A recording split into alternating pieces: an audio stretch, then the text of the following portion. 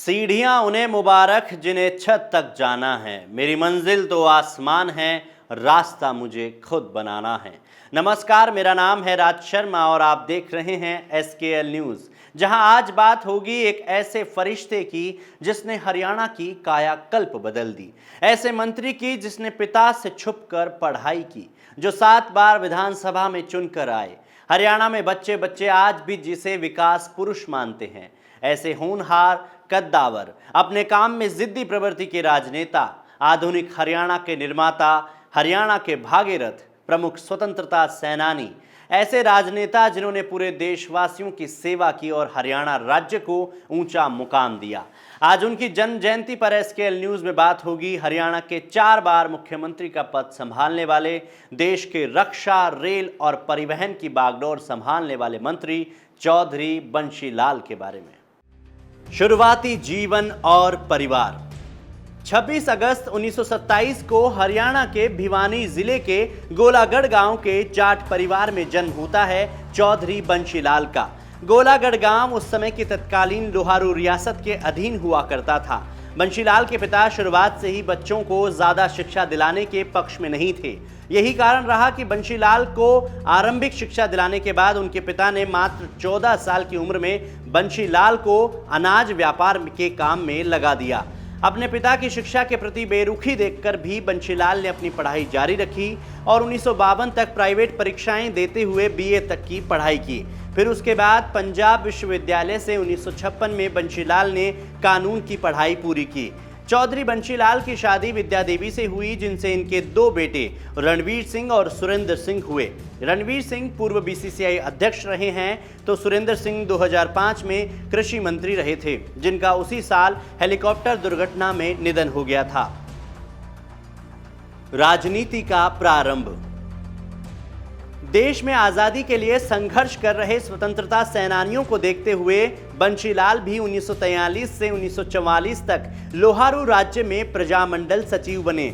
उसके बाद भिवानी में वकालत करते हुए बंशी लाल पिछड़े हुए किसानों के नेता बन गए और धीरे धीरे बंशी लाल ने कांग्रेस की अनेक स्थानीय समितियों में भी स्थान बना लिया। भिवानी बार एसोसिएशन में 1957 से 1958 में अध्यक्ष बने। इसी तरह की शुरुआत करते हुए 1959 से 1962 में जिला कांग्रेस कमेटी हिसार के अध्यक्ष बनाए गए। बाद में ये कांग्रेस कार्यकारिणी समिति और कांग्रेस संसदीय बोर्ड के सदस्य बने। अब इन्हें राजनीति रास आने लगी थी। मुख्यमंत्री के रूप में चयन। 1 नवंबर 1966 में हरियाणा राज्य स्वतंत्र रूप से उभर कर सबके सामने आया।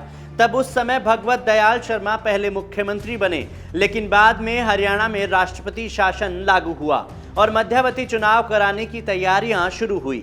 इंदिरा गांधी ने उस समय भारत के कार्यवाहक प्रधानमंत्री रहे गुलजारी लाल नंदा को हरियाणा की जिम्मेदारी दी। गुलजारी लाल नंदा का व्यक्तिगत लगाव चौधरी बंशी लाल से था।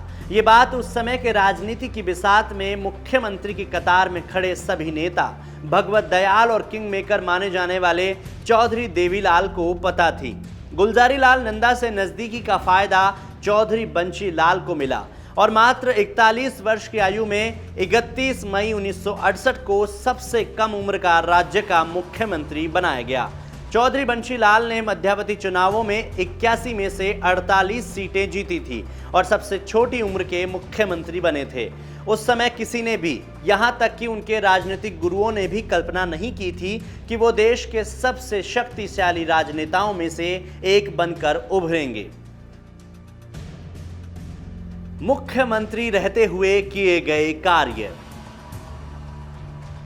चौधरी बंशी लाल 1968, 1972, 1986 और 1996 में अब तक 4 बार हरियाणा के मुख्यमंत्री रहे हैं। इस दौरान उन्होंने पूरे हरियाणा में नहरों का जाल बिछाकर हरियाणा के प्रत्येक हिस्से तक पानी पहुंचाने की कोशिश की। इसी के चलते इन्हें लोग हरियाणा का भागीरथ की संज्ञा देते हैं। मुख्यमंत्री बनने के बाद इन्होंने हर गांव को सड़कों से जोड़ने का लक्ष्य रखा और उसे पूरा भी किया। 1970 का हरियाणा का वो स्वर्णिम दौर था जिससे देश आज भी अछूता है। उस दौर में हरियाणा के सब घरों में बिजली की व्यवस्था करवाने में महत्वपूर्ण भूमिका चौधरी बंशीलाल की रही। आज भी देश में कई गांव ऐसे हैं जहां आज भी बिजली नहीं है, लेकिन ये चौधरी बंशीलाल के प्रयास रहे कि हरियाणा में 1970 तक सभी घरों में बिजली पहुंचाई गई। चौधरी बंशीलाल के मुख्यमंत्री रहते हुए प्रति व्यक्ति आय में हरियाणा देश में दूसरे स्थान पर रहा था। इनके शासनकाल में ही 1972 में हरियाणा परिवहन का राष्ट्रीयकरण कर दिया गया। खेलों को बढ़ावा देने का काम भी चौधरी बंशीलाल ने बखूबी किया। जहां 1966 में 13 खेल केंद्र पूरे हरियाणा में थे, चौधरी बंशीलाल ने 34 खेल केंद्रों की स्थापना की। साल 1972 में पटियाला और 1973 में दिल्ली में भारतीय देहाती खेलों के आयोजन में हरियाणा दूसरे स्थान पर रहा था।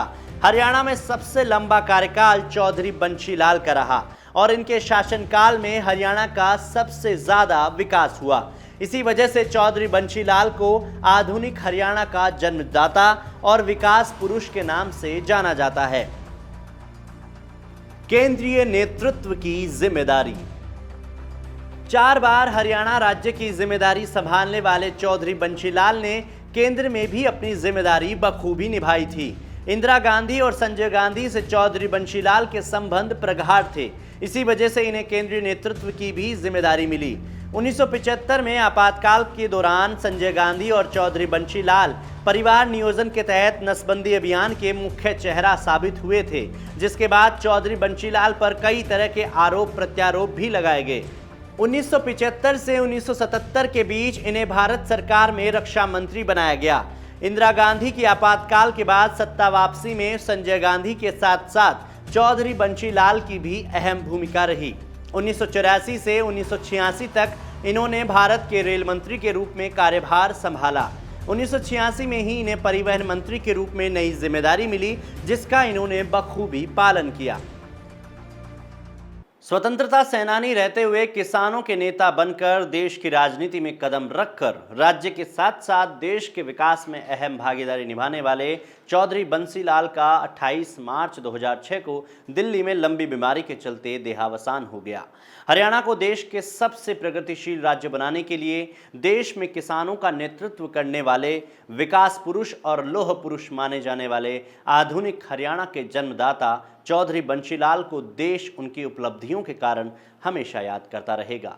एसकेएल न्यूज़ की ओर से ऐसे कर्मठ और जुझारू राजनेता चौधरी बंशीलाल को उनकी जन्म जयंती पर शत शत नमन।